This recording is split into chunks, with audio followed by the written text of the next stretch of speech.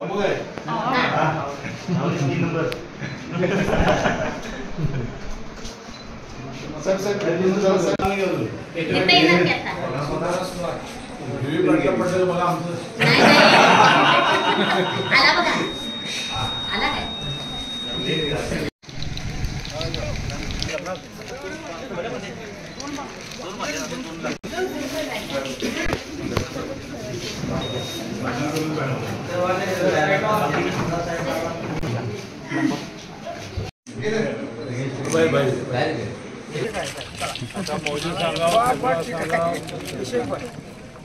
मतदारसंघामध्ये सकाळी 7 वाजल्यापासून अतिशय उत्साहात मतदान सुरू झालेलं आहे.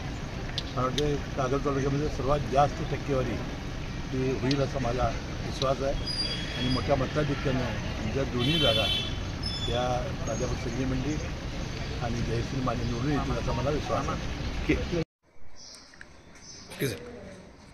सर काय सांगाल, शहीद हेमंत करकरे व ॲडव्होकेट उज्ज्वल निकम यांच्याबाबत जी वाद तयार झाला आहे त्यावर तुमचं काय मत आहे? नाही, याबाबत माझं स्पष्ट मत आहे. ॲडव्होकेट उज्ज्वल निकम हे अतिशय प्रामाणिक आणि निर्भीड असे वकील आहेत. त्यांनी अनेक जे फार मोठे भयानक असे खटले होते त्यामध्ये न्याय मिळवून देण्याचा त्यांनी प्रयत्न केलेला आहे. मला आठवते की मी विधिन्याय खात्याचा राज्यमंत्री असताना अनेक लोक यायचे आणि आम्हाला विशेष सरकारी वकील हे उज्ज्वल निकमच पाहिजे असं सांगायचे. आमच्या विधी न्याय विभागाचं मत वेगळं असायचं. तरीसुद्धा मी खास बाब म्हणून अनेक केसेस ह्या उज्ज्वल निकम साहेबांना दिल्या.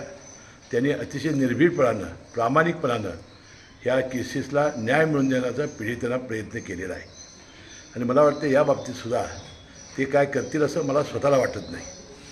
आता कालच काँग्रेसचे नेते विरोधी पक्ष नेते वडेट्टीवार यांनी हे विधान केल्यावर काँग्रेसचे प्रभारी चिन्नी थाला यांनी तात्काळ भूमिका आपली घेतली आणि त्यांनी सांगितलं की हे त्यांचं व्यक्तिगत मत आहे, हे काँग्रेस पक्षाचं मत नाही.